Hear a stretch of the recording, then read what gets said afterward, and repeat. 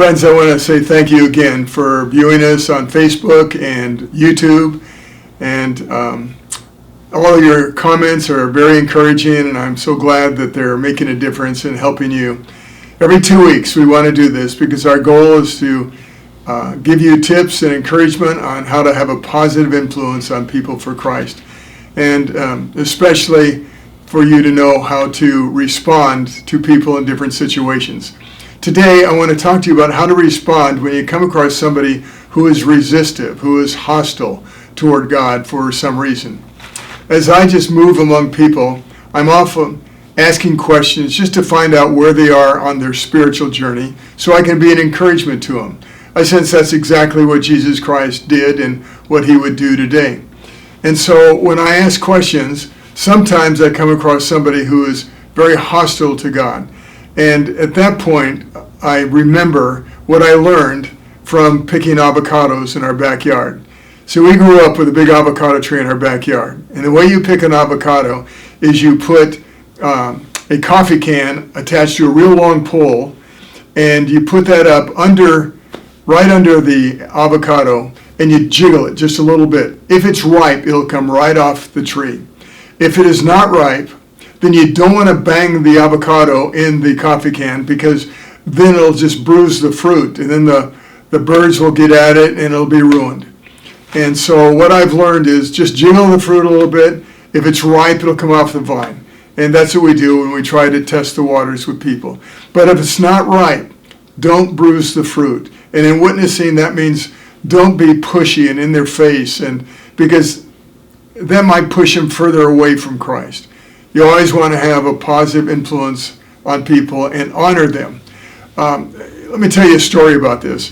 In a galaxy far, far away, a long time ago, I was at UCLA, played football, and went there on a scholarship. It was a wonderful opportunity, but early on, I was injured in my back, and that kind of took me out of the sport altogether. But I continued on working with the team. And in my senior year, our team went to the Rose Bowl and won the Rose Bowl. It was an incredible game and opportunity and a whole lot of fun. Well, that was in 1966.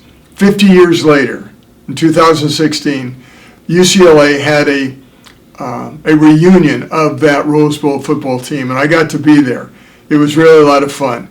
Catching up with guys I hadn't seen for 50 years. And one of the guys that I was talking to, Ben, we were like the last ones in the buffet line in this real swank place in Beverly Hills. And I was asking him questions just to get to know him and what's been going on in his life and that kind of thing. And one of the questions I asked was, well, what is your church background? Ben said, excuse me, he said, early on, I was listening to a radio Bible teacher, and he said, if you do not follow Jesus Christ, then you will end up in hell. And he said, that started me on a study of hell. He said, I studied every single passage in the Bible that talks about hell. And I went broader than that, and I studied what Socrates and Plato said. And finally, I came to the conclusion that I didn't believe in hell. And I didn't believe in a God who would send anybody to hell. And then he stopped. Well, I was thinking maybe I'd offer some more salad in the food line or something like that. But what the Spirit of God put in my mind was this. I said, Ben, it's too bad you didn't start your study on the love of God. Because John 3:16 says that God so loves us that he sent Christ to die on the cross to pay the penalty for our sin so that none of us would have to go to hell. You see, God loves us. He values us. We're precious to him. He wants a relationship with us, but he won't force himself on us. He created us as free agents. He gave us free will, and we're not robots. And so he will not violate that free will. So he does a lot of things to reach out to us, to communicate, to knock on our hearts, to bring circumstances and people into our lives, to let us know that he loves us and he's there and he wants a relationship. But he will not violate our free will. At that point, Ben said, I struggle a lot with depression. So I said, Ben, just talk to God. He wants to help you. He cares a lot for you, and he can help you with that.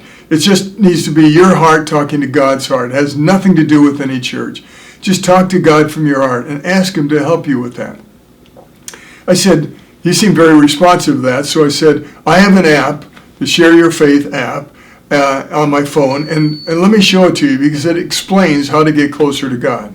So I just walked him through the app. He really liked it. I showed him the prayer and how to receive Christ.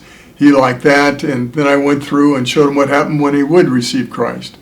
Well, he was very responsive and thanked me for it, and we went on our way. I figured I probably would not see him again for a long time. Well, what happened was the next day, the UCLA Rose Bowl team was given a tailgate party inside this huge tent at the Rose Bowl. And there were about 500 people in the tent, all the players and their family and friends. And so, by chance, I ran into Ben again. And he came up to me and looked me right in the eyes. He put his hand on my shoulder, and his heart seemed very tender. And he said, I want you to know I received Christ last night. And I told God that I'm going to focus more on his love and on Jesus Christ. And he said, and today, for the first time, I feel peace in my heart. Well, I was thrilled, and I told him so, and how encouraging that was to me. And I told him that I would be praying for him, and that I said, I sense that God put us together, Ben, because he's reaching out to you. He loves you, and he wants to help you with your struggle with depression and help you on your journey through life until you see him in eternity. I said, can I pray for you? He said, I would really like that. So he had his hand on my shoulder, and so I put my hand on his opposite shoulder, and I prayed for him. He was very responsive, gave me a big hug, and we went our different ways. I'll probably have to wait until the next 50-year reunion to see him again, probably sooner than that in heaven. At any rate, what I've learned on this whole thing is that you always want to honor the person no matter where they are in their spiritual journey. And if they are hostile to God, if they're angry or resistive in some strong way, I remember the avocado tree, to don't bruise the fruit. Don't be pushy and in their face, because then you might push them further away from Christ. God is still working on their hearts, and he is not finished yet. He will continue to do that. They're just not ripe or ready yet. And so we just entrust them to God and seek to be an encouragement to them. So if this is helpful for you, friends, I want to encourage you to share that with your friends, and like us and follow us on Facebook, Instagram. If you want more information, you can go to our website on howtoshareyourfaith.com, or you can go to YouTube and find us there. God bless you. Thank you so much.